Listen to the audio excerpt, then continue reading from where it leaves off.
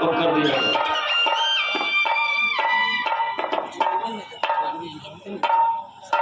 ओम श्री सूर्यादि नवग्रह मंडल देवताभ्यो नमः। ओम अक्षरम विश्वाधारम गगन सदर्शम मेघवर्णम शुभांगम लक्ष्मीकांतं कमलनयनं योग विद्या नगमयं वंदे विष्णु भवहरं सर्वलोकैकनाथं। पुरी सच्चिदानंद भगवान की जय। इंद्रध्वजाय नमः, गौरी ध्वजाय नमः, गणेश ध्वजाय नमः, शिव ध्वजाय नमः, सर्वेभ्यो ध्वजाय नमः। गंध अक्षत पुष्पाणिं समर्पयामि, सर्वेभ्यो ध्वजाय नमः।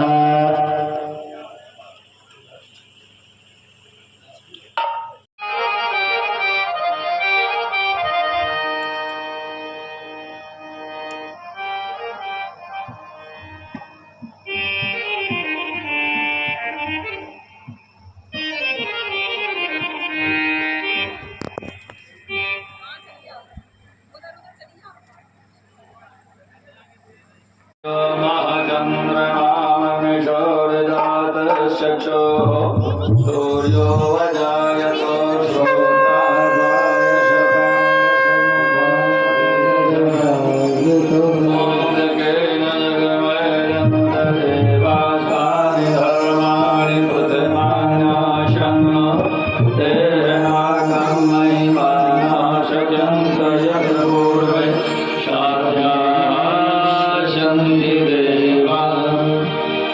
भागवत भगवान की आरती, पापियों को पाप से है आरती। भागवत भगवान की है आरती, पापियों को पाप से है तारती। श्री भागवत भगवान की आरती, पापियों को पाप से है तारती। श्री भागवत भगवान की है आरती, पापियों को पाप से है तारती।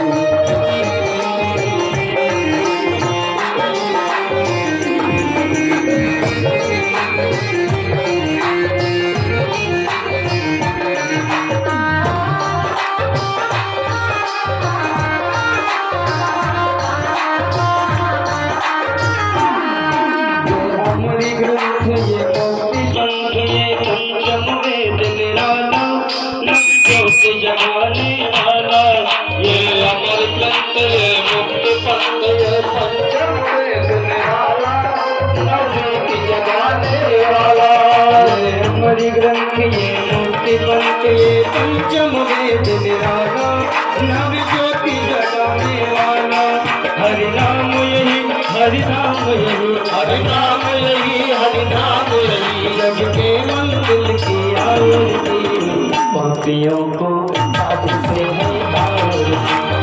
भागवत भगवान की है आरती, पापियों को पाप से है तारती।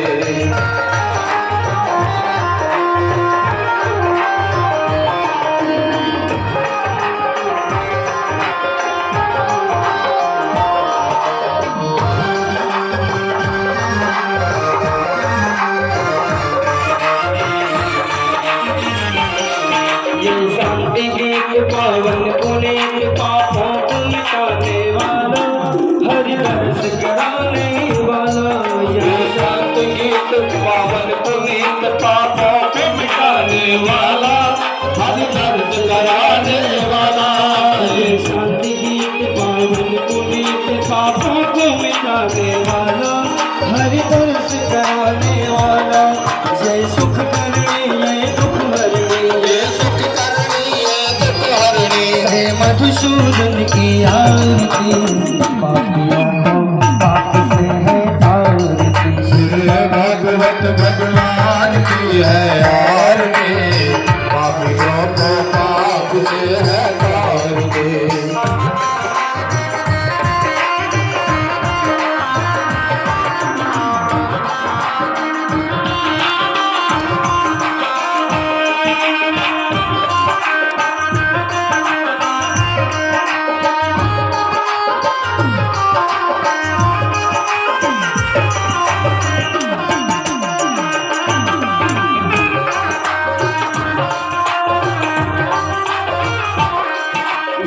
मधुर बोल जग पंथ खोल सन मार्ग दिखाने वाला हरिओ हरिओ हरिओ हरिओ ये मधुर बोल जग पंथ खोल सन मार्ग बताने वाला बिगड़ी को बनाने वाला श्री राम यही घनश्याम यही श्री राम यही घनश्याम यही भक्ति महिमा की आरती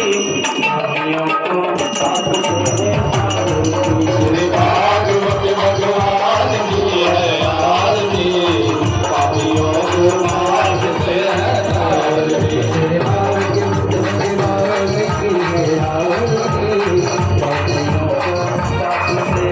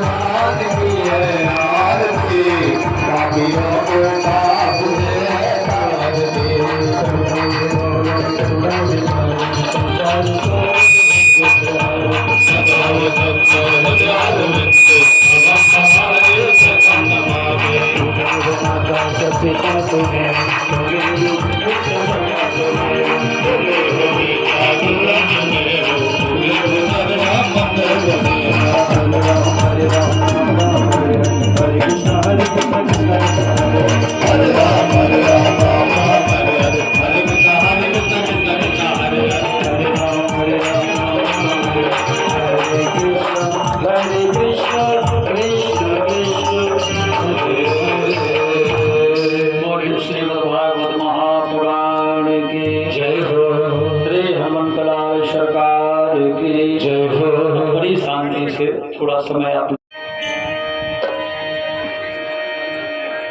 बोलिए वृंदावन बिहारी लाल की जय हो।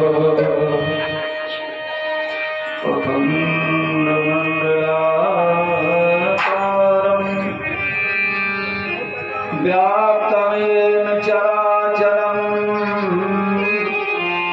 तत्पदं दर्शितं येन तस्मै श्री गुरुवे नमः। अतुलित बलधाम महेम शैलाभदेहं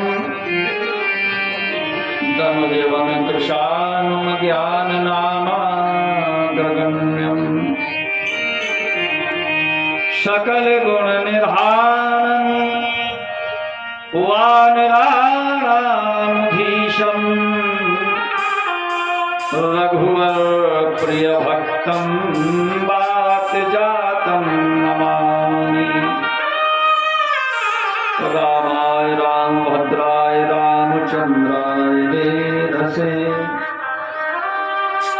रघुनाथाय नाथाय श्री सीताय पतये नमः। गंगातरंगरमणीय जटाकलापं गौरी निरंतर विभूषित वामभागम् नारायण प्रियमरंगमरापहारम् वाराणसीपुरपतिं भज विश्वनाथम्। श्री कृष्ण गोविंद हरे मुरारे हे नाथ नारायण वासुदेव। बोलिए दुर्गा मैया की जय हो। प्रथम जो हमारी जागृति की मर्यादा है, हमारे ऋषियों मुनियों ने परंपरा बनाई हुई है, कोई भी शुभ कार्य करने जाए आप, केवल मैं भागवत जी की चर्चा नहीं कर रहा हूं आपसे, कोई भी शुभ कार्य करने के लिए नियम तो ये बताया है शास्त्रों ने, या घर से यात्रा पर निकलें, यात्रा करके घर में आए, सुबह जगें, रात्रि में शयन करने को जाए, गृह प्रवेश करने जाए, कोई विशेष कार्य करने के लिए निकले, तो अगर आप चाहते कि हमारा ये कार्य निर्विघ्न संपन्न हो जाए महाराज, मैं नहीं कह रहा हूं, मैं आपके प्रमाण शास्त्रों की बात बता रहा हूं। भाई आजकल क्यों गलतियां हो रही हैं? मुंडे मुंडे मतिर भिन्ना, यही तो हम चूक रहे हैं संसार। सो परत्र दुख पावई, मानस में लिखा है बाबा कि हमारे ऋषियों ने नियम क्या बनाया, हम उसका पालन नहीं करते। सो परत्र दुख पावई, सिर धुन धुन पछता है, तो काल ही कर्म ही ईश्वर ही मिथ्या दोष लगा। तो हमारे ऋषियों ने क्या परम, जैसे भागवत जी की हमें कथा सुनाना है, हम आप श्रोता बैठ गए, चाहे तुरंत प्रारंभ कर देंगे, वो गलत होगा। हर बात का एक नियम है, एक नियमावली। जैसे हमारे साहित्य सम्राट कविकुल शिरोमणि पूज्यपाद गोसाई महाराज ने जब रामचरितमानस लिखना प्रारंभ किया तो सीधा राम जन्म नहीं लिखा, सीधा नारद वो की कथा क्यों ना लिख देते? नहीं, क्या नियम बनाया? पढ़े आप मानस को उठा के, सबसे पहले कहां प्रारंभ होता है? वर्णानाम अर्थ संहानाम रसानाम छंद सामपि मंगलानाम च कर्तारौ वंदे वाणी विनायकौ भवानी शंकरौ वंदे श्रद्धा विश्वास रूपिणौ। यानी प्रथम उन्होंने सारे देवी देवताओं का स्मरण किया, गुरु जी का स्मरण किया। बंदम गुरु पद पदुन परागा सुरत सुबास सरि से अनुरागा। यानी सारे देवी देवताओं का स्मरण किया, गुरु भगवान की वंदना की। और जब सबकी वंदना संपन्न हो गई तब फिर क्या कह रहे? वर्णम रघुवर विमल यश जोदायक फल चार। अब मैं राम जी के चित्र का वर्णन करूंगा। और हम कहां भूल कर जाते हैं? हमारा अहम भाव। जब हम कोई शुभ कार्य करने जाते हैं तो किसी को धन का मत, किसी को तन का मत, किसी को ज्ञान का मत, किसी को शक्ति का मत। और इसमें मद में हम मतवाले होकर परमात्मा को भुला करके कोई भी यात्रा प्रारंभ कर देते हैं जीवन की, बस समझ लो वहीं हमें अवरोध ब्रेकर लगना प्रारंभ होता है। तो हमारे ऋषियों का कथन है, हमारे वेदवाणी है कि हम कोई भी जीवन में कार्य करें, और हम आप यही सब लोग विचार करते हैं कि महाराज हम भगवान जो भी कार्य करें वो मन निर्विघ्नता से संपन्न हो। तो उसका नियम क्या है? पहले हरेर नाम केवलम। चाहे आप यात्रा पे निकले, यात्रा करके आए, आप भोजन करने को बैठे, पंच कवल कर जय मन लागे, लेकिन वो परंपराएं मिट गई। अब कौन पांच कोर तोड़ रहा है बताइए आप? खड़े खड़े जूता चप्पल पहने उन्हें अपनी धर्म पत्नी इसे का बन गया, वो किचन में भी खड़े खड़े चप्पल से बना रही है, खाना चप्पल पहने उनका भी बन रहा है। वही हम कहां तक? अब कुछ लोगों को हमारी कथा में ये उत्पन्न होता है कि ये व्यास जी महाराज पता नहीं क्या बता रहे, ऐसा तो चल। अब भाई तुम्हारी परंपरा है, अब इनसे पूछो, ये जो हमारी यजमान बैठी हैं या इनकी उम्र की जितनी बैठी हैं, बताओ कैसे बनाती थी भोजन? क्या लोग भोजन नहीं करते थे? क्यों घर का वातावरण अच्छा होता था? क्योंकि जो माताओं भोजन बनाती थी तो किस निमित्त से बनाती थी? पंच कवल कर जमन। यानी हमारे भोजनालय में इतनी पवित्रता होती थी, हमारे माताओं के मन में विचार होता था कि जो भोजन बनाने जा रहे हैं इसमें ठाकुर जी का पहले भोग लगना है। बोलो, होता था भाव? तो नहीं बताइए आपको। तब तो हमारे शरीर में लगता था, हमें निरोग बनाता था, सुपाच्य होता था। क्यों? वो हम जो भोजन करते थे वो भोजन नहीं होता था, वो ठाकुर जी का भोग खाया करते थे हम लोग।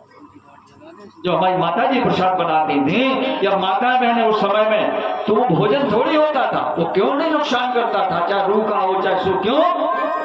उसमें भोजन बन के गाय का ग्रास निकाला जाता था, एक देवताओं के निमित्त का ग्रास निकाला जाता था, एक स्वान बलि नित्य 3 यज्ञ प्रत्येक घर में होते थे। भैया गैया का ग्रास निकल गया, जो महिला भोजन बनाती थी वो नियम इस बात का ध्यान रखती थी। जैसी रोटी बनाई, एक उचेली उन्हें गाय की रख दो अलग।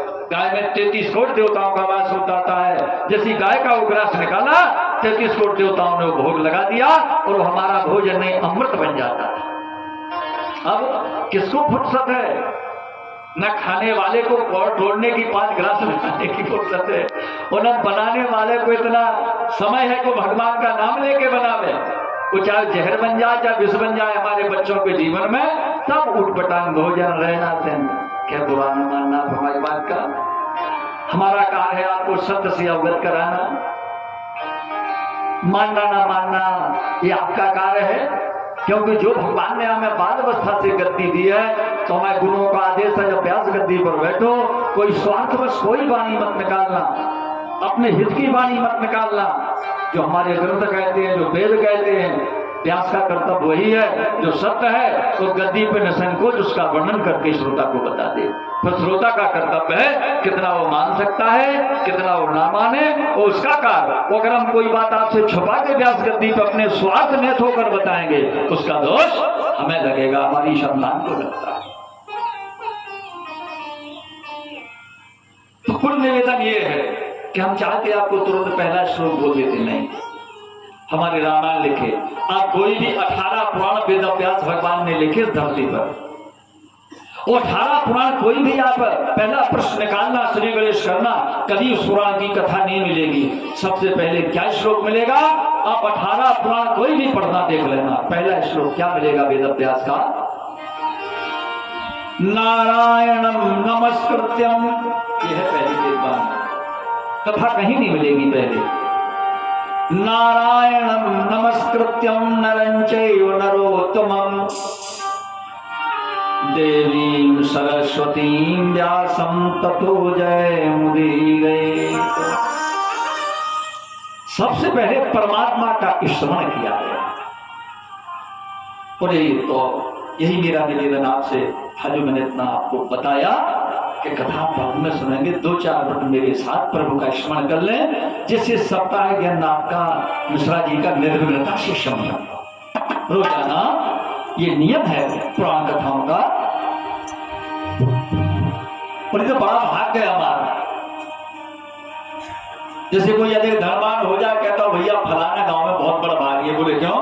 बोले उसके 10 राजा चलने लगे, इतनी मील का मालिक हो गया। अरे राम, तो कैसे सत्संग? देखिए आज है आपका एक बड़ा भाग, तब तो बहुत पापियों के पास भी होता है, सुंदरता पापियों के पास भी होती है, पर पापियों के पास भी पहुंच जाते हैं अच्छे अच्छे। देखो बड़भागी नहीं, बड़भागी कौन, उस बात को समझे आप 2 पंक्तियों में। सुतदारा अरुलक्ष्मी, और गौर से सुनना, कहने में सरल है, वहां बड़ा अच्छा व्यक्त है उसका। सुतदारा अरुलक्ष्मी पापियों के घर होए, और सत्संगति अरु हरि कथा तुलसी दुर्लभ होए। जैसे किसी के 4-5 बेटे हो जाए बढ़िया कमाने वाले, या ताकतवर, बहुत धन कमाया उन्होंने, तो आज कमाना सोचता है कि हम बहुत बड़े भागी हैं महाराज, हमारे तो 4 बेटे हैं, एक 2.5 लाख कमाता है, एक 3 लाख कमाता है, एक 50, तो महाराज हम बड़भागी नहीं, हम नहीं मानते उसको कभी बड़भागी ना। अगर कोई अच्छे बेटों को प्राप्त कर लेने में बड़भागी होता, तो रावण क्यों बड़भागी नहीं हुआ सोचता होगा? उसके तो 100 बेटे थे, और मेघनाथ जैसे इतने बड़े बलवान, इतने सुंदर, देखो अभागी बन गया। तो कोई अच्छे धन कमाने वाले या बहुत परिवार पर पुत्र इकट्ठा कर लेने से कोई बड़भागी नहीं है। शुद्ध दारा, दारा माने होता है पत्नी, भार्या, दारा कहते भार्या।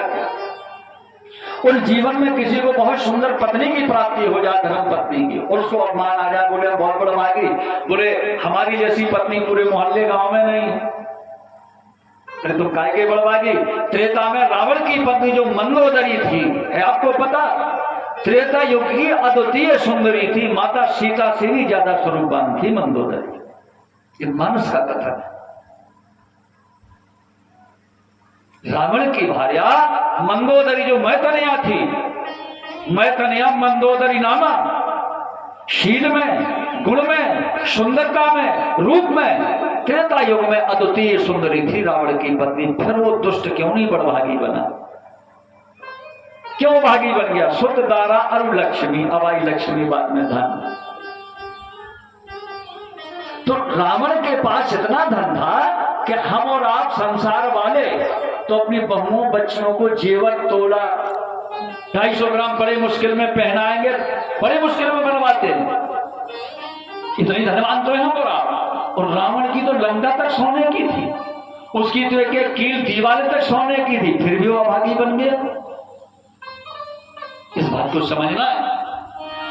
इसीलिए हमारे विद्वान कह रहे हैं कि सुतदारा अरु लक्ष्मी पापियों के घर होए। ये तो पापियों के यहाँ इकट्ठा हो जाते हैं, बहुत पुत्र, सुंदर पत्नियां, बहुत धन इकट्ठा ना, ये स्वप्न की माया है। इसका मैं बताऊं सत्य क्या है, लोग विश्वास नहीं कर पाते, लेकिन मैंने उसको जीवन को समझा है। वास्तव में जितना हम इन आंखों से देख रहे हैं, ये क्या है? जो सपने सिर काटे, जो सपने सिर काटे कोई, जो सपने सिर काटे कोई, जो सपने सिर काटे कोई। सुनना और श्रोता और समझने का ज्यादा प्रयास करना, कोई है श्रोता का करता। सुनने को तो सब बैठते, लेकिन श्रोता वही, श्रोतव्य कर्मश श्रोता, श्रोता वही माना जाता है जो विद्वान के मुख से निकली हुई वाणी को पहले सुने कानों से, हृदय में धारण करे, फिर मन से उसका मनन करे, तब वो श्रोता बन पाता है। जो सपने सिर काटे कोई, जो सपने सिर काटे कोई, बिन जागे ना दूर होई, बिन जागे ना दूर होई, बिन जागे ना दूर होई। बिन जागे ना दूर होई। जैसे हम सो गए बेड पे, तखत पे, चारपाई पे, जहां जिसकी जो सेनासन होती है, तो आपने देखा होगा केवल एक केली, ऐसा कोई नहीं यहाँ बैठा होगा माता है बहने ना पुरुष जिसको कभी बररोटी ना आई। हाथ उठाओ, है कोई ऐसा जिसने जिंदगी में बररोटी ना आई? सबको आई होगी, सबको स्वप्न आते हैं। अंदर क्या है, कभी अच्छे आते हैं, कभी खतरनाक आते हैं। तो जैसे आप सो गए अपने शयन कक्ष में, तो जो सपने सिर काटे कोई, जब हम सो गए अब चारपाई पे सो रहे, अब खराब स्वप्न आया किसी दिन कि कोई कुल्हाड़ी लेके हमें मारने को दौड़ रहा है, हम दौड़ लगा रहे हैं, वो हमारे पास आ गया, हम बच नहीं पा रहे। वो लोग कितने भयभीत हो जाते हैं सपने में, एकदम घबरा जाता है मन में। और जब हम घबराहट बढ़ती है तो चिल्ला पड़ते चारपाई बचाओ, तो पास में माँ या पिता या पत्नी जो भी बोले क्या हुआ, तब अरे कुछ नहीं बरबड़ी थी। फिर कहाँ गई वो बरबड़ी? घबरा गए। वो जहां नींद टूटी तो दुख समाप्त हो गया कि नहीं बताइए आप? वो कितनी देर का था दुख? जितनी देर हम नींद में थे, निद्रा में थे, उतनी देर का था दुख। और जैसी हमारी नींद टूट गई तो जिस चारपाई पे लेट, जिस जगह हम वही, ना किसी पहाड़ पे है ना जंगल में, ठीक है। इसी प्रकार कभी कभी अच्छा स्वप्न आता है, वाह हम बहुत अच्छी जगह गए, तीर्थ में अच्छे भगवान के दर्शन कर रहे हैं, या हमें धन ही धन मिल रहा है, हम रुपयों के दौर पर बैठ रहे हैं, तो हम कितने प्रसन्न होते हैं। वो लेकिन जब नींद टूटी है तो टूटी खटोली में फिर बैठे। तो स्वप्न का देखा हुआ सुख या दुख कब तक का है? जब तक हम निद्रा में, जब तक हम सो रहे। और जब हमारी निद्रा टूट जाती है तो स्वप्न का चाहे वो सुख हो या स्वप्न का दुख हो, वो उसी क्षण समाप्त हो जाता है। बस बंधु श्रोता माता, मेरा निवेदन ये है, हम आप जो देख रहे हैं ना, ये शरीर, ये मेरा परिवार, ये पत्नी, ये पति, ये पुत्र, बेटे बेटियां, गुरु शिष्य मित्र सखा, धन दौलत मकान, ये केवल सपना है। बिल्कुल सत्य मानिए, ये बिल्कुल सत्य है, अकाट्य सत्य है। ये हम और आप मोह निशासक सौमन हारा। एक होता है शरीर का सोना जो रात में स्वप्न देखते हैं, देखा सपन अनेक प्रकारा, और एक हम भी जीवित रहते रोज सपने देख रहे हैं, रोज देख रहे हैं रात में। ये एक सोना है, ये मोह दशा का सोना है कि क्या सपने देखते हैं, कल हम ये करेंगे, परसों ये करना है, फिर मकान बनवाना है, फिर ऐसा करना है, वैसा करना है। और उसे ये पता नहीं है कि हरि नाम सुमिर सुखधाम जगत में जीवन 2 दिन का, कौड़ी कौड़ी माया जोरे गर्व करे धन का, और कालवली का लगे तमाचा भूल जाए ठन का जगत में जीवन। तो मेरा निवेदन यही है कि स्वप्न से हट जाइए, कथा सुनने का ही मतलब है, जो मोह निशा में सो रहे हैं, अगर कुछ लाभ लेना है हमें आपको, तो हमें ज्ञानी तो रात दिन जगता हो, कभी सोता ही नहीं। ये कोई बात बता, वही है सच्चा ज्ञानी, वो कभी नहीं सोता, वो रात दिन जगता है। वो चाहे अच्छा काम करने जाए, कोई भी काम करने जाएगा, कुछ भी, लेकिन वो ज्ञानी का काम क्या है, ज्ञानी अज्ञानी वो बिल्कुल सोच विचार के करता है, समझ के करता है, यानी वो सो नहीं रहा है। वो जो सोने वाले हैं वो कर देंगे पहले और पछताएंगे बाद में। पर यही भेद है ज्ञानी अज्ञानी का। क्या चलते हैं आगे कथा का शुभारंभ। तो हमें अपने जीवन में अगर सफलता चाहिए, अच्छे अच्छे शुभ कार्य हो, हमारे बाल गोपालों को, हमारे परिवार के कुल की उन्नति हो, तो हमें परमात्मा को याद करके कार्य करना है। चलते हैं 2 मिनट हमारे साथ प्रभु का संकीर्तन। बोल हरि बोल हरि हरि हरि बोल, गोविंद माधव बोल हरि बोल हरि हरि बोल, केशव माधव गोविंद बोल, केशव माधव मुकुंद बोल, केशव माधव गोविंद बोल। बोल हरि हरि बोल, बोल हरि बोल हरि हरि बोल, बोल हरि हरि बोल, बोल हरि बोल हरि हरि बोल, माधव दास केशव बोल, माधव बोल केशव बोल, केशव माधव मुकुंद बोल, केशव माधव गोविंद बोल। बोल हरि हरि बोल, बोल हरि बोल हरि हरि बोल, माधव केशव माधव केशव गोविंद बोल, केशव माधव मुकुंद बोल, केशव माधव गोविंद बोल। जीवन की क्यों करता आशा, जीवन की क्यों करता आशा, दुनिया देती बुरी निराशा, दुनिया देती बुरी निराशा, जैसे जल में पड़ा पताशा, जैसे जल में बड़ा बताशा, पल में बोला पल में आशा, पल में शोला पल में माशा। बोल हरि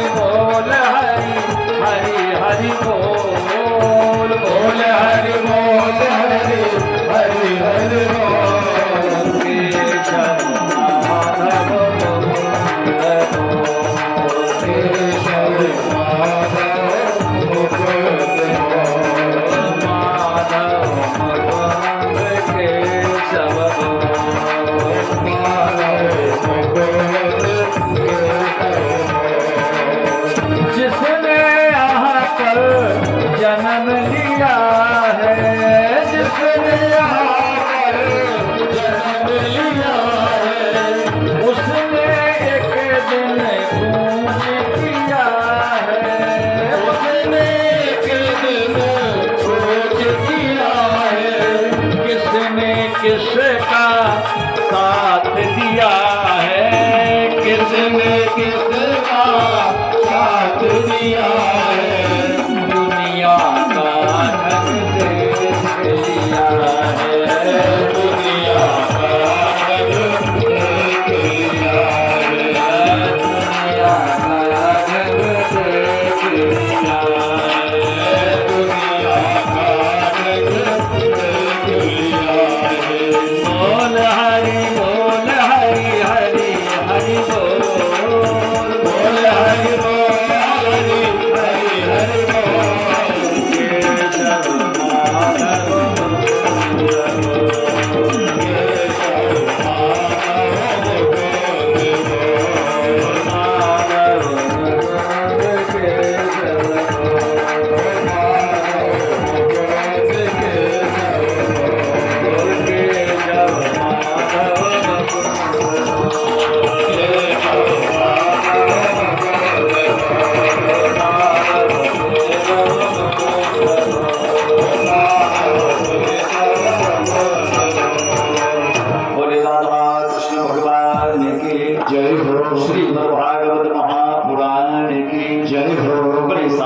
से प्रथम श्लोक से कथा का शुभारंभ है। हमारे वेदव्यास भगवान सरस्वती नदी के तट पर जब श्रीमद् भागवत की रचना करने को बैठे हैं महाराज, प्रथम श्लोक प्रारंभ करते हैं। गणेश जी का स्मरण किया है।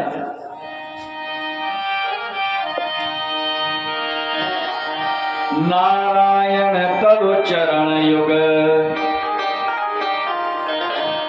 प्रणव बारंबार, जाते उपजे विमल मति हटे ही एको भार, तौ पद रज धर शीस रचहु भागवत को तिलक, कृपा करहु जगदीश होय सिद्ध मम कामना। बोले गणेश भगवान की जय हो। प्रथम श्लोक। सच्चिदानंद रूपाय विश्वोधिपत्यादि हेतवे, तापत्रय विनाशाय श्री कृष्णाय वयं नमः। श्रोताओ, पहले श्लोक में हमारे वेद व्यासी भगवान ने भगवान नारायण की वंदना की, और किस स्वरूप की वंदना की है? तापत्रय विनाशाय श्री कृष्णाय वयं नमः। जो द्वापर में भगवान का कृष्ण अवतार हुआ था, तो कृष्ण स्वरूप की वंदना की। तापत्रय विनाशाय, भाई हमारे जीवन में 3 ताप आते हैं, दैहिक और भौतिक।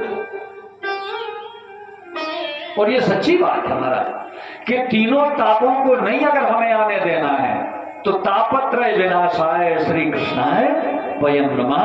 भगवान कृष्ण में ऐसी समर्थता है जो उनका स्मरण करें तीनों ताप में से अपने भक्त को कोई न दैहिक न दैविक भौतिक कोई ताप नहीं आने देते।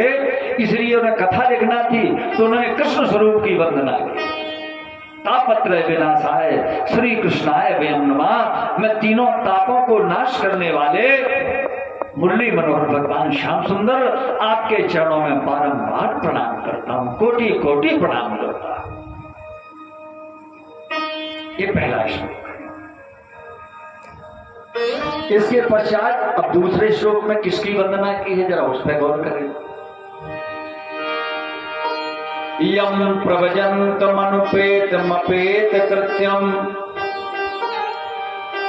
द्वैपायनौ विरह कातरया जुहाव, पुत्रेति तन्मयतया कर्वेणि दुस्तम, सर्वभूत हृदयं मुनिमान तोष्मि। और दूसरे श्लोक में सुखदेव जी आसन लगी, देख रहे हैं आप? सुखदेव जी की आसन श्वेत वस्त्रों में, हमारे सुखदेव जी श्वेत वर्ण हैं, इसलिए भागवत जी में उनकी आसन जो लगाई जाती है वो श्वेत वर्ण में लगाना चाहिए, लगाई जाती है। आचार्य लोग जो जानकार वो श्वेत वर्ण में लगाते हैं।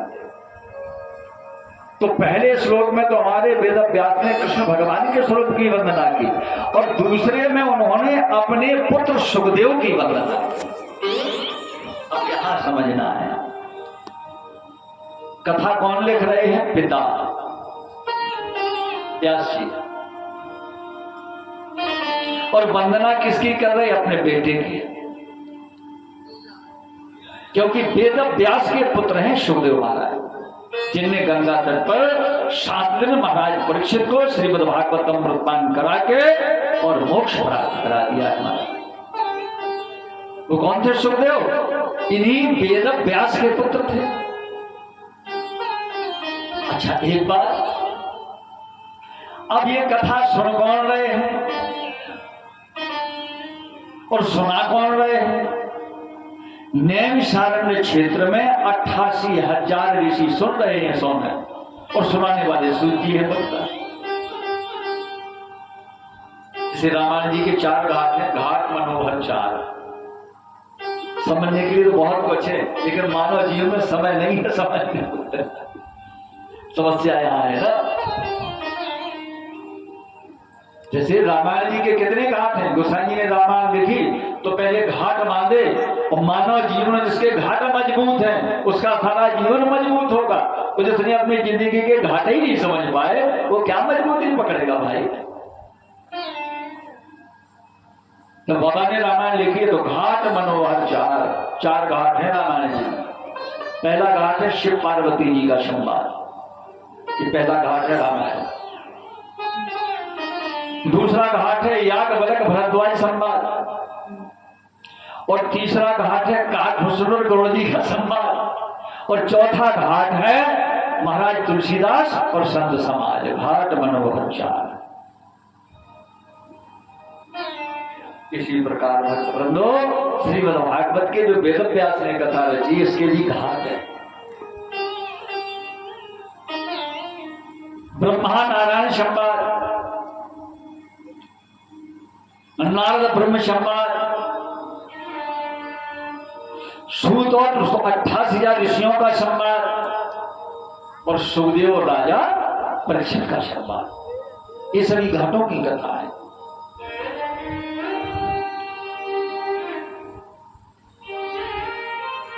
सर्वभूत हृदय मुनि मानतोस्मि, वाह बड़ी सुंदर बात।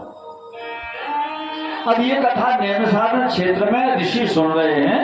जो पहला श्लोक वेद व्यास का सूत जी ने ऋषियों को सुनाया तो जय जयकार की, और जब दूसरा श्लोक पढ़ा कि वेद व्यास जी सर्वभूत हृदय मुनि मानतोषी, हे सुखदेव मैं तुम्हें बारंबार प्रणाम। जहां इतना कहा ऋषियों ने हाथ जोड़ के कहा मुनिवर सूत जी महाराज थोड़ा ठहर जाए, अब तो शंका हो गई हमारे दिमाग में। शास्त्रों का यह प्रमाणीकरण है कि पुत्र पिता की सदैव वंदना करता है। ये हमारे वेद पुराण शास्त्र कहते हैं कि पुत्र का कर्तव्य है कि प्रातः सायं जब भी समय हो अपने माता पिता की सेवा करे, अपने पिता के चरणों की वंदना करना चाहिए। शिष्य का कर्तव्य है अपने गुरु के चरणों की वंदना करे।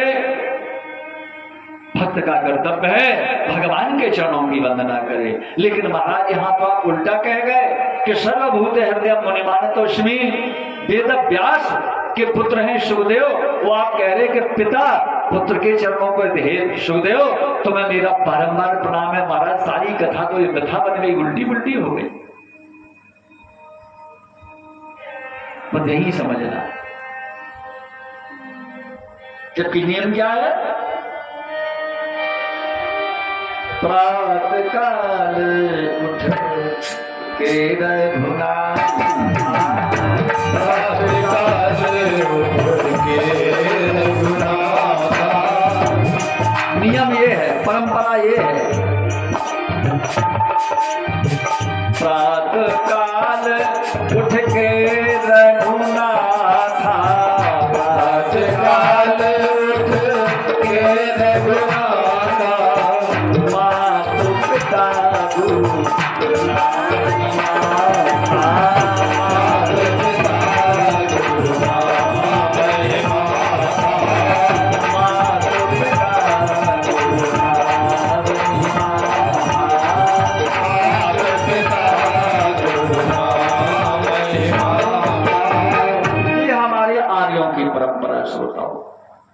तो जब सूत जी ने श्लोक बोला तो ऋषियों को कहा हमारा थोड़ा ठहर जाए, तो उल्टा नहीं हो गया कि पिताजी और पुत्र की वंदना करें।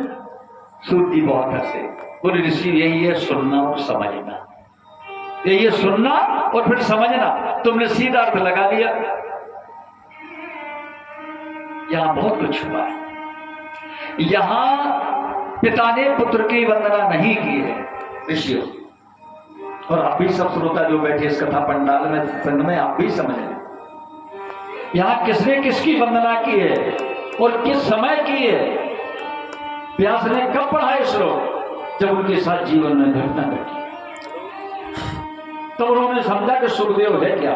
पहले तो स्वयं अपना बेटा मानते थे, मोह में आकुल थे, व्याकुल थे, लेकिन जब सुखदेव को समझा उन्होंने बेटे को, और जब वेद व्यास का भ्रम हट गया, मोह नष्ट हो गया, अपने आप हाथ जुड़ गए। सर्वभूत हृदय मुनि मानतोस्मि, तो बेटा है ही मेरा।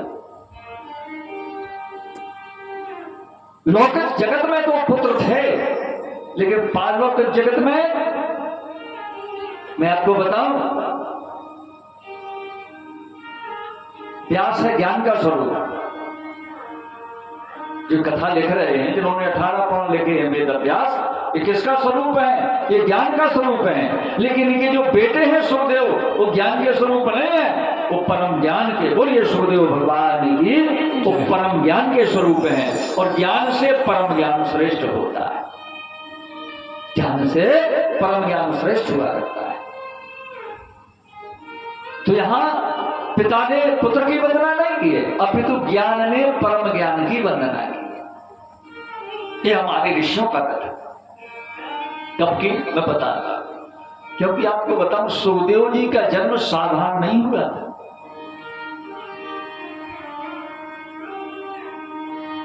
देखिए, संसार में मनुष्य एक आयु में बालक होता है और एक ज्ञान में बालक होता है।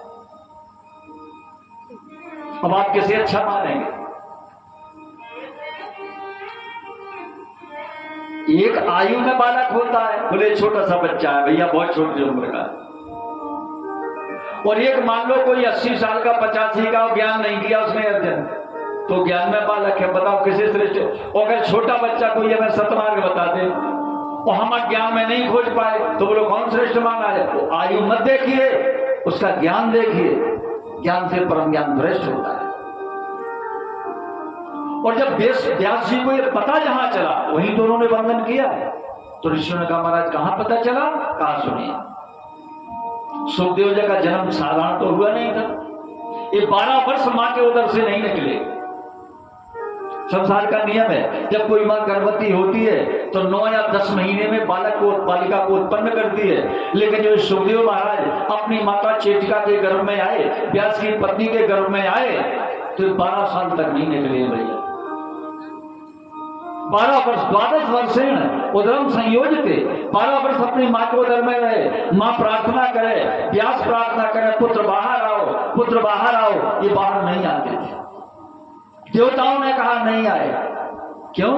इन्हें भगवान शंकर के द्वारा पूर्व जन्म में परम ज्ञान की प्राप्ति हो चुकी थी, और भगवान शिव के मात्र प्रकोप के कारण इन्हें पिंगला के घर में वो तोते का स्वरूप छोड़कर, परम ज्ञान का वो स्वरूप छोड़कर, और मां उदर में आना पड़ा। तब ये व्यास पुत्र कहलाए।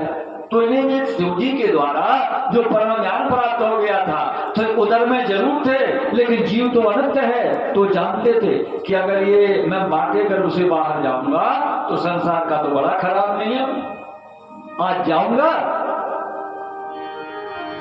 पुनरपि जन्मम पुनरपि मरणम पुनरपि जननी जठरे शयनम भज गोविंदम गोविंदम भज मूढ़ मते तो मृत्यु सन्निहिते काले नहीं रक्षति दुक्रम करणे।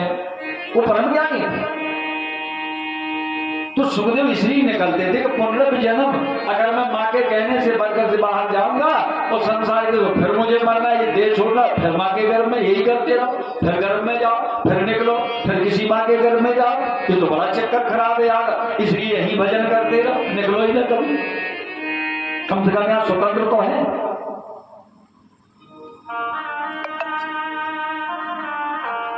तो ये 12 वर्ष नहीं निकले, तब वेद व्यास रोए, देवताओं का आह्वान किया, हे देवताओं, मेरा पुत्र मर्यादा का पालन कर रहा है, 12 वर्ष हो गए, घर उसके बाहर नहीं आ रहा है, मेरी भार्या के, ये हमें माता पिता का सुख कैसे देगा पुत्र का?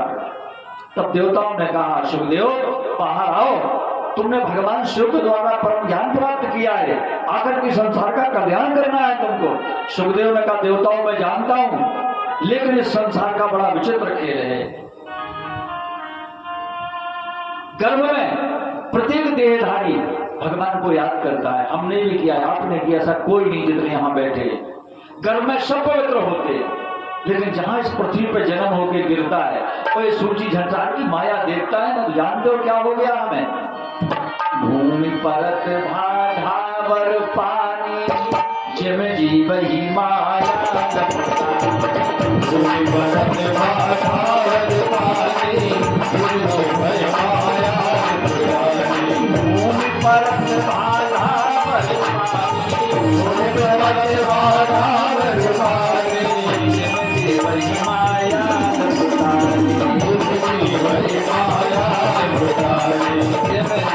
वही माया लुटानी, सृष्टि वही माया लुटानी। भूमि पर दबा ढाकर पानी, उदाहरण दिया कुछ है, आकाश से जो पानी बरसेगा नहीं बरसा, आपने देखा पानी बरसता है तो हम तो काका पानी कर दी, बहुत गंदा पानी है, पानी कभी गंदा नहीं होता।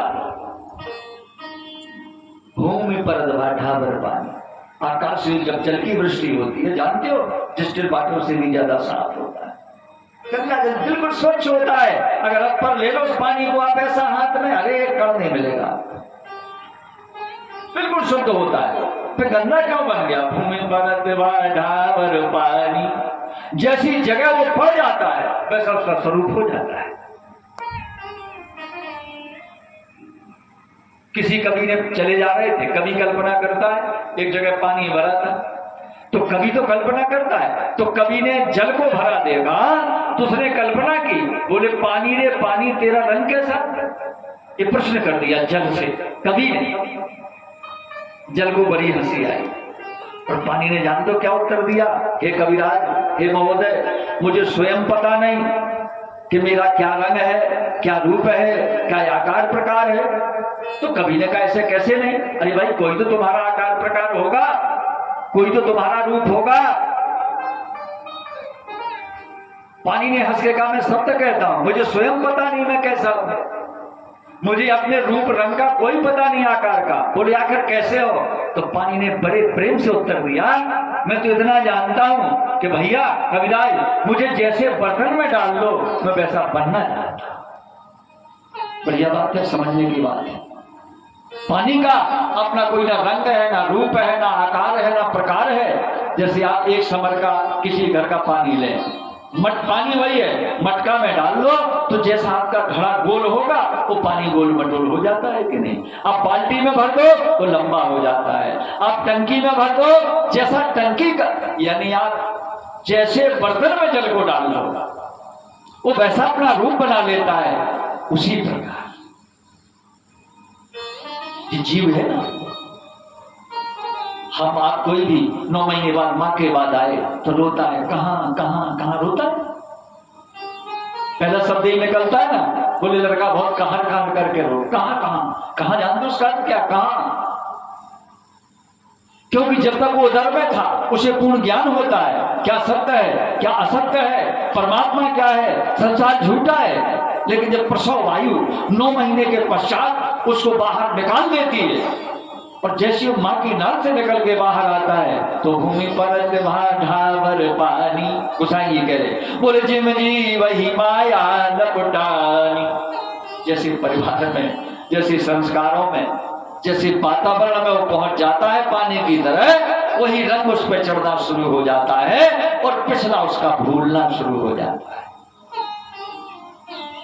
भूल जाता है भगवान, भूल जाता धर्म कर्म, भूल जाता अच्छे काम, बस माया मोह लोभ आसक्तियां इनमें उलझ जाता है, इनमें उलझा हुआ सारा जीवन नष्ट कर देता है और बार बार आवागमन के चक्कर में नाना प्रकार की योनियों में जन्म लेता रहता है। ये कैसे बनती है योनियां? कर्मानुसार।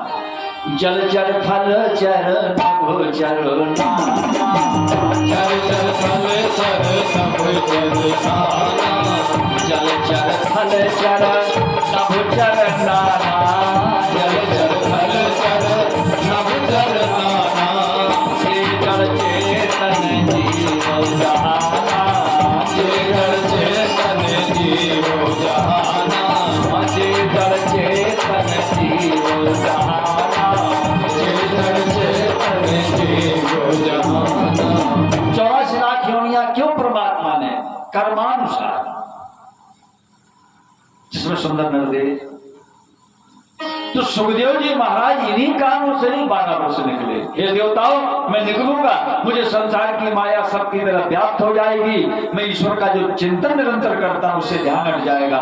तो देवताओं ने वरदान दिया था, नहीं सुखदेव निकलो, तुम भगवान शिव के द्वारा परम ज्ञान को प्राप्त कर चुके हो और जो ज्ञान वाला तो भटक जाएगा। हम लोग ज्ञानी तो भटक जाते हैं भैया, ज्ञानी भटक जाता है, लेकिन परम ज्ञानी कभी भटकाव की स्थिति ही बंद हो जाती है। जैसे उदाहरण के लिए परम ज्ञानी नाटक से नहीं कोई बन सकता, आत्म तत्व का बोध होना परम ज्ञान को उपलब्धि करा सकता है। जैसे आपके घर में छोटा बच्चा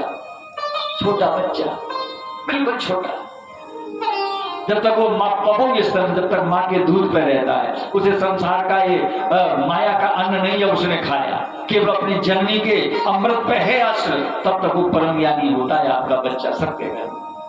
आपने देखा उसके सामने चाहे तुम सोना डाल दो तो उठा के मुंह में डालता है, यह है परम ज्ञान। मिट्टी पड़ी हो तो ढीला खाना चाहता है, मलमूत्र में भी आ जाए हो तो हंसता रहता है। इसी न सुख है न दुख है, न अच्छा है न बुरा है, न पाप है न पुण्य है, न नर है न नारी है, न धर्म है न, जिसको सारा भेद मिट जाए, एको ब्रह्म द्वितीयो नास्ति, केवल एक भेद रह जाए ब्रह्म का, वही परम ज्ञान की प्राप्ति कर पाता है। कहने को हम कहते हैं कि ये तो बहुत बड़े ज्ञानी, बहुत परम ज्ञानी, ना हम नहीं मानते इस बात। परम ज्ञान तो सब भेद ही संसार के मिटा देता है, कोई भेद ही नहीं रह जाता। एक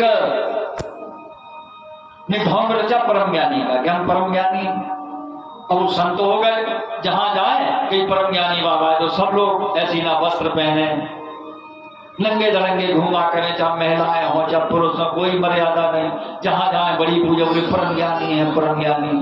एक राजा के राज में गए, राजा की रानी बहुत ज्ञानवान थी, तो सब लोग दर्शन करके राजा बोले रानी से तुम भी तैयार हो जाओ, 4-6 दिन से अपने राजबाग में एक परम ज्ञानी संत पड़े, ऐसे सिद्ध पुरुषों का आशीर्वाद देना चाहिए। रानी ने कहा महाराज मैंने बाल अवस्था में सत्संग किया है, मैं जानती हूँ ज्ञानी कौन है और परम ज्ञानी कौन है, तो पहले मैं परीक्षा करूंगी, आप मुझे बाध्य नहीं करना कि चलते ही चलते कहोगे पूजा कर दो परम ज्ञानी, पहले मैं परीक्षा लूंगी उनकी। राजा ने कहा स्वतंत्र हो तुम ले लेना परीक्षा। अब रानी ने भोजन का थाल सजाया, राजा भी मंत्री सब लोग गए, पहुंचे, राजा ने प्रणाम किया संत को। संत तो उछके नंगे दरंगे हुए, कहीं घूमे, कहीं बंदरों जैसा नाटक करें, कहीं तिरछे हो जावे, कहीं पेड़ पे चढ़ने लगे। राजा बोले तो रानी कहा था नहीं परम ज्ञानी हमें कोई बात नहीं सकता, बिल्कुल निर्मोह। देखो कैसे रानी बोली महाराज मैंने कहा परीक्षा लूंगी। तो जो रानी था से आई थी भोजन का, उसने कहा ये संत जी भोजन पा लो। सब फटाक से बाबा जी उठ के उस रानी की गोद में बैठ गए। रानी को कोई बुरा नहीं लगा, बैठ गए। अब रानी ने क्या किया, एक पेड़ा उठाया थाली से, सुसंत को खिलाया, सुपड़े पर से खाने लगे, और रानी साथ में गोबर भी ले आई थी।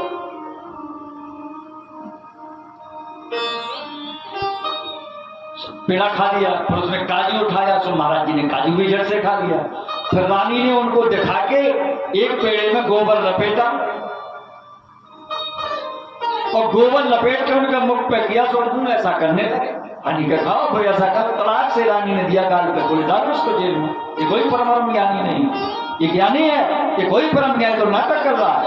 अगर ये परम ज्ञानी होता, परम ज्ञानी छोटा बच्चा होता है, जिसे ना अच्छा है ना बुरा है, ना खट्टा है ना मीठा है, ना पाप है ना पुण्य है, सब बोल पट्टी पड़ गई। ज्ञान के परम ज्ञान की अनुभूति बड़ा कठिन कार्य है मेरे सुरकाओ। तो सूत जी ने कहा ऋषि सुनो तुम शंका मत करो, यहाँ पिता ने पुत्र की वंदना क्यों? व्यास जी को कब भान होगा कि मेरा पुत्र परम ज्ञान है, कोई संसार का मोह है?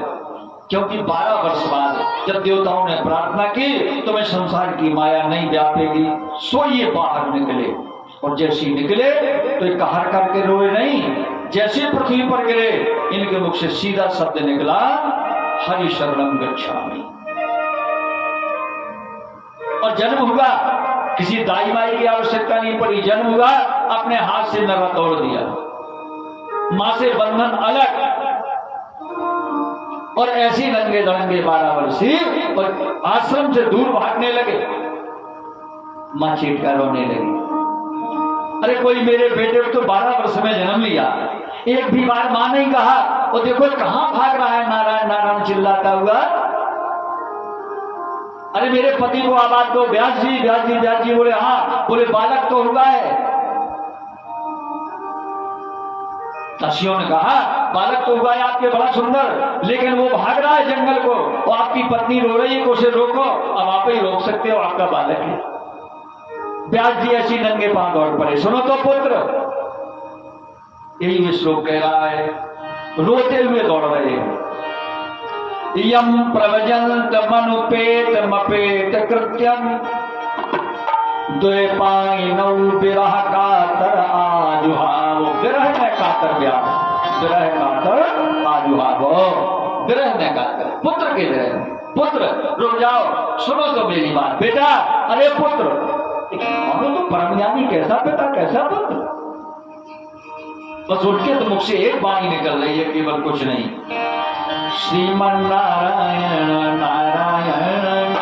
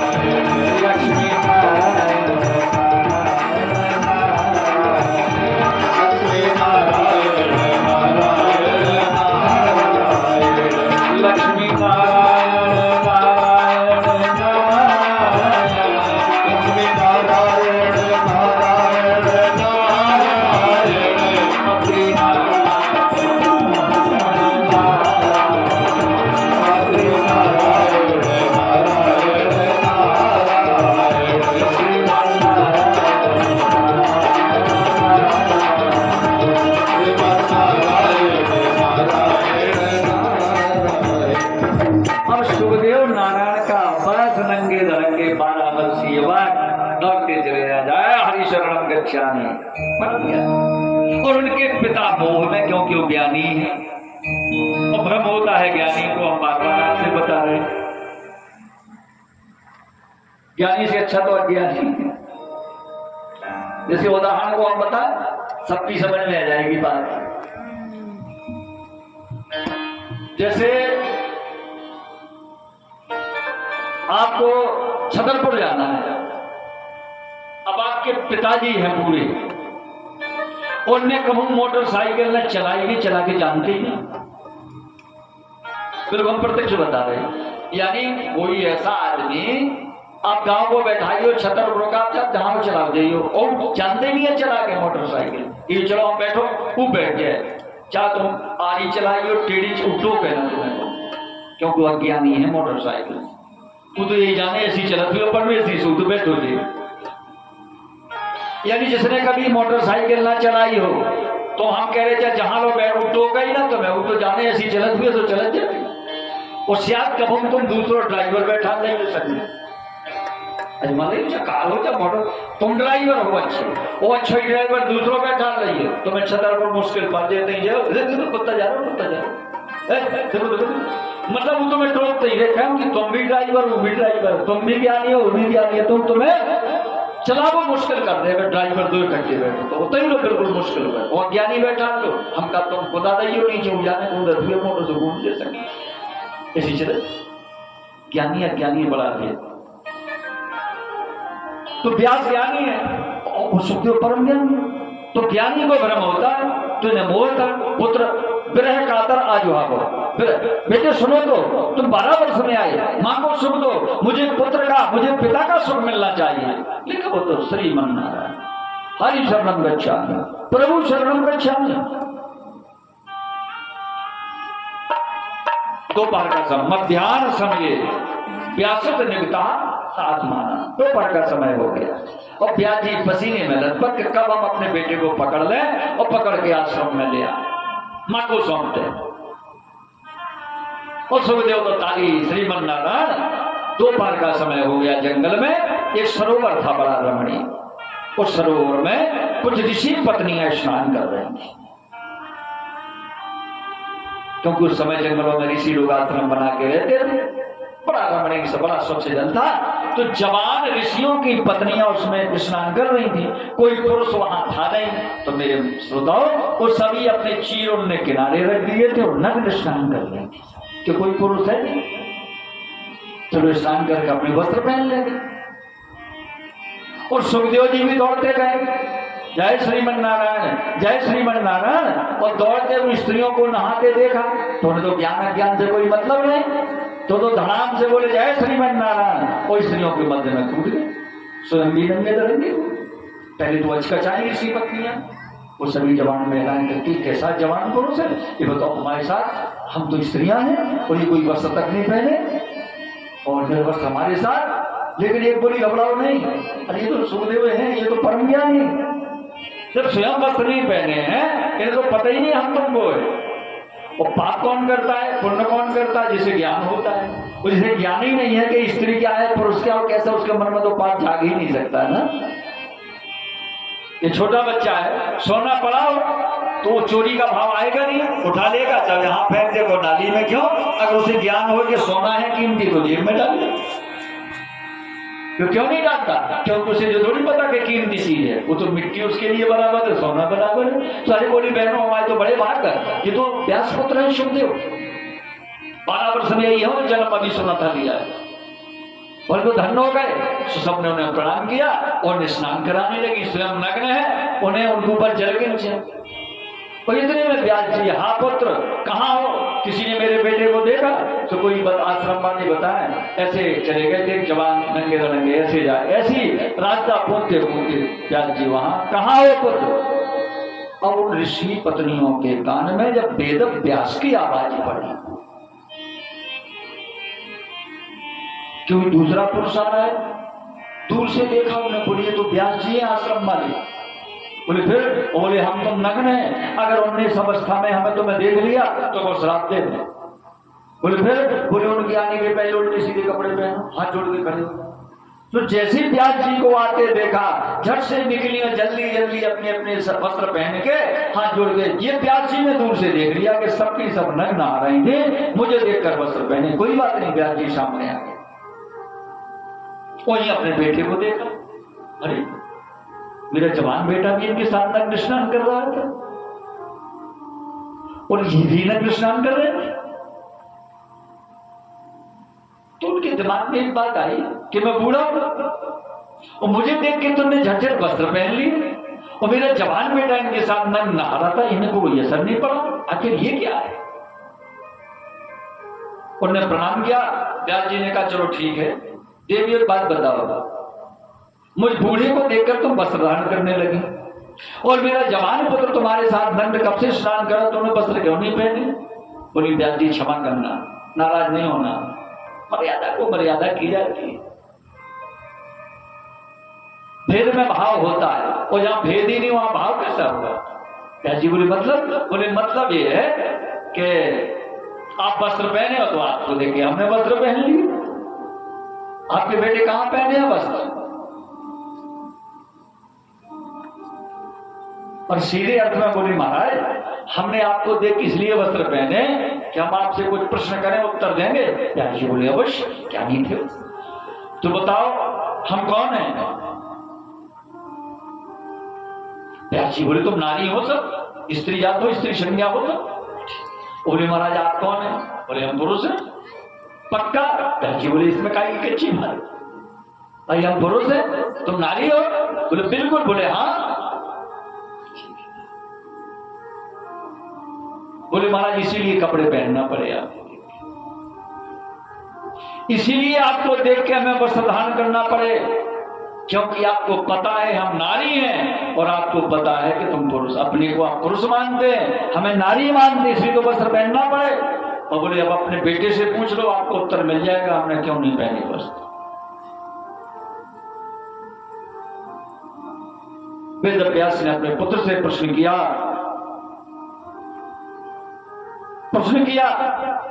तुम कीदृशी मातृभावे न कौन हो? तो उन्होंने ये नहीं कहा कि मैं पुरुष या तुम्हारा लड़का हूं या तुम्हारा बेटा, नहीं। बोले हम ब्रह्माष्टमी, ये निकला। आप ब्याज जी जाओगे। बोले तुम कीदृशी किम मात्र, बोले हम ब्रह्मास्मि। तो बोले मैं फिर कौन हूं? तो सुखदेव की वाणी ये नहीं हो तुम पिताजी हो पुरुष, बोले तुम तत्त्वमसि, यानी जो हम ब्रह्मास्मि जो मैं हूं, तुम तत्त्वमसि वही तत्व तो तुम हो, जो मैं हूं वही तो तुम हो। तो व्यास जी बोलिए फिर कौन है नारियों की तरफ? बोले ये कौन है? बोले शिवो अस्मि, यही वही सब कल्याण का स्वरूप है। जो मैं हूं वो तुम हो, वही ये है। सारा जगत एक ही है, कोई ब्रह्म नहीं, कोई वेद नहीं। सोई व्यास जी की आंखों में आंसू आ गए और अपने आप हाथ जुड़े और वही वंदना की, मुझसे भूल थी जो मैं पुत्र मोह में पीछे पीछे, ये तो परम ज्ञानी। कहां मैं मोह में पड़ गया? तब उनकी वाणी से निकला कि सर्वभूत हृदय मुनिमान तोषि। जाओ सुखदेव मेरा प्रणाम स्वीकार करो, जिस हेतु तुम अवतीर्ण हुए हो, जाओ संसार का कल्याण करना। जानते हो श्रोताओ, सुखदेव जी अपने संसार के कल्याण निकल गए और व्यास जी को ध्यान हो गया कि मेरा पुत्र परम ज्ञानी। तो दूसरे श्लोक में उन्होंने इस प्रकार ये वंदना की है। अब आज कलश यात्रा हुई थी और आप लोग परिश्रम भी बहुत किया है, काफी समय से 6 बजे से आप लोग लगे हैं। तो आरती और प्रसाद लेके जाना है। हाँ, जो व्यवस्थापक है हमारे भैया रवि बाबू, प्रसाद की व्यवस्था यहाँ करवा दिया करें आप सभी श्रोताओं को बांटने हेतु। अब आरती और प्रसाद लेके जाना है। कल से 7 बजे से 10 बजे तक यही समय है ना आप लोगों का कथा का। अगर हम कहीं भ्रमित हो तो आप अभी हमें बता सकते हैं, हम दोबारा घोषणा कर सकते हैं अभी, लेकिन यही समय सबसे उचित है क्योंकि ग्रीष्म ऋतु है, शरद ऋतु है नहीं है ना, शीत ऋतु, ग्रीष्म ऋतु है। लू लपट से भी बचेंगे श्रोता और माता बहने अपने काम से भी फुर्सत जल्दी हो जाया करेंगी। तो 7 बजे से और बढ़िया 10 बजे तक कथा सुनिए। 10 बजे के बाद अपने बच्चों को भोजन वोजन कराइए और भगवान का नाम लेके। 7 दिन का समय है, बड़े मुश्किल में प्राप्त होता है। और आरती और प्रसाद लेके जाना है आपको। जब तक हमारी व्यवस्था हो रही है, लीजिए एक छोटा सा भजन का आनंद लेते हुए और आरती आने के बाद प्रसाद।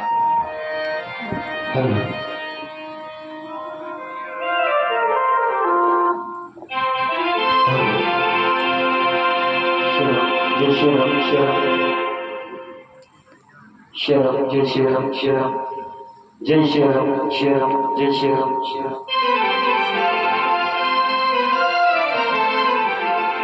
श्री राम, जय श्री राम। तेरा दरबार शौरे जहाँ से न्यारा है, तेरा दरबार शौरे जहाँ से न्यारा है, तेरा दरबार जहाँ से न्यारा है।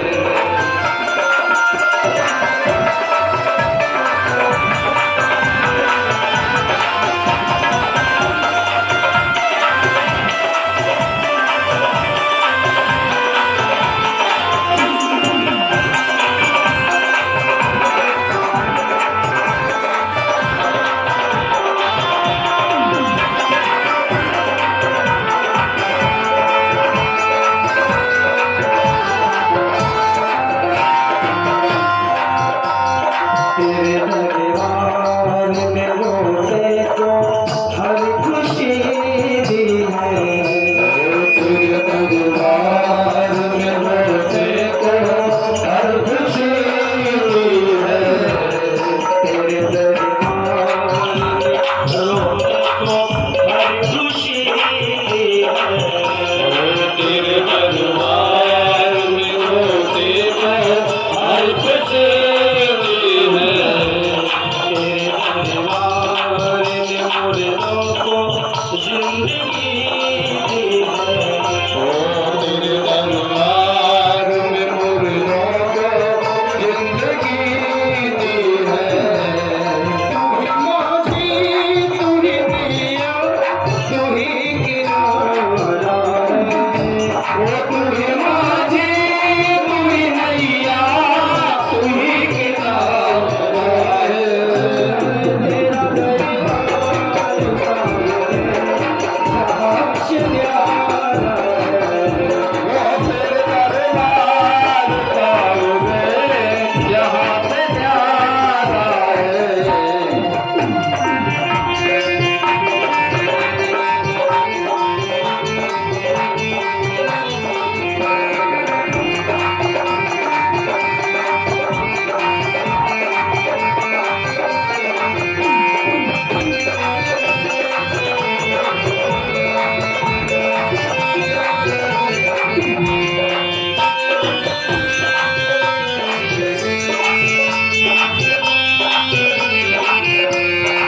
तेरे दरबार से आयुष शवारी लग गया तेरे दरबार से आयुष शवारी लग गया तेरे दरबार से आयुष शवारी लग गया तेरे दरबार से आयुष शवारी लग गया जोगी के बार आ गया है वो खाली लग गया जोगी के बार आ गया है वो खाली लग गया जिसने श्रद्धा से श्यामले तुझे पुकारा जिसने देखा ते प्यार में तुझे पुकारा तेरा दरबार सामने यहाँ से प्यारा है तेरा दरबार सामने जहाँ से प्यारा है जिसने पाया जिसने ध्याया उसने पाया जिसने ध्याया उसने पाया तेरा सहारा है जिसने पाया उसने पाया तेरा सहारा है तेरा दरबार यहाँ से प्यारा ओ तेरा दरबार सामने यहाँ से प्यारा है तेरा दरबार सामने यहाँ से प्यारा है तेरा दरबार सामने यहाँ से प्यारा है बोलिए श्रीमद् भागवत महापुराण की जय हो। खड़े हो जाए आरती के लिए और आरती और प्रसाद लेकर के ही जाया करेंगे आप लोग। बोलिए श्रीमद् भागवत महापुराण की जय हो। जय महाचंद्रवान शौर्याकर्षक सूर्यो जायत शोभाय शभाष मुखादनिर्जायत आरती अति पावन पुराण की आरती अति पावन पुराण की हर भारत ज्ञान की हर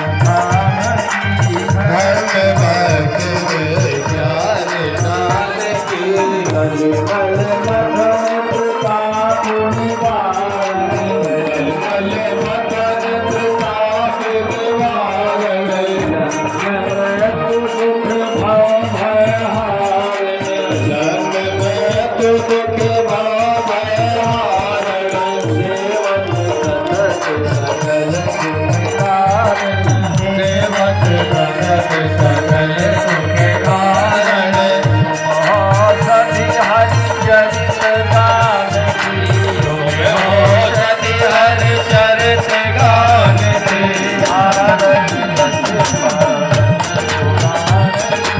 आरती अति पावन उदार की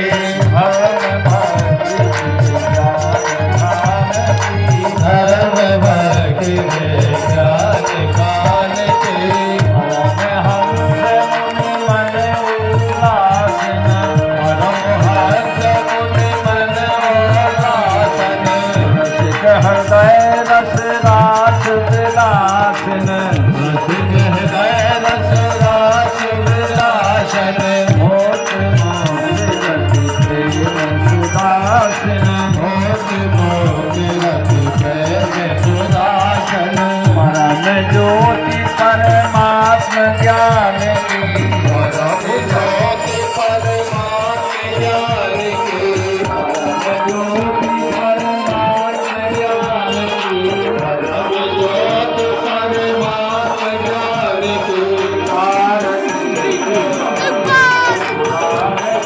आरती अति पावन सुधार के धर्म भक्ति में ज्ञान काल के धर्म भक्ति में ज्ञान काल के आरती अति पावन पुराण के श्री भागवत महापुराण की जय हो। हम सभी लोग आरती और प्रसाद लेकर के ही जाए। हरे मुरार हे नाथ नारायण वासु हरे कृष्ण गोविंद हरे मुरारी हे नाथ नारायण वासुदेव कृष्ण गोविंद हरे हे नाथ Narayan Vasu Hare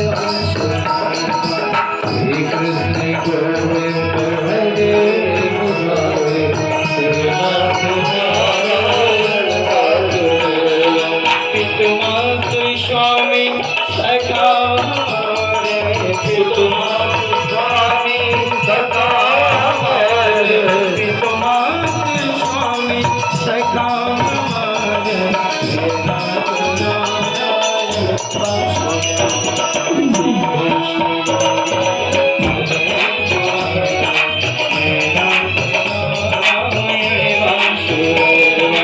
Krishna Govinda Hare Murari Hare Radha Narayana Vasudeva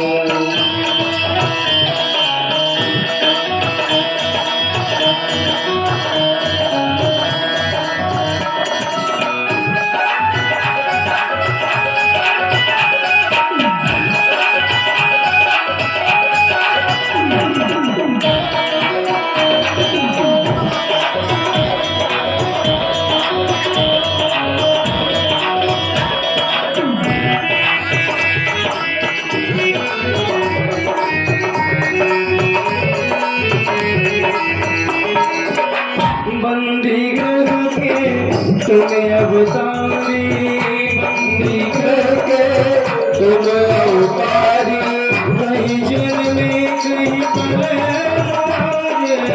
कहीं जन में कहीं पले किसी की जाए किसी की जाए है अद्भुत हर बात तिहारी है अद्भुत हर बात तिहारी गोकुल में चमके गोकुल में चमके गोकुल में चमके मथुरा के दार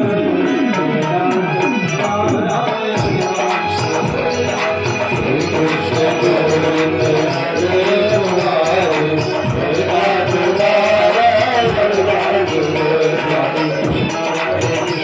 कृष्ण कृष्ण कृष्ण कृष्ण राधे राधे कृष्ण कृष्ण कृष्ण राधे राधे कृष्ण राधे कृष्ण कृष्ण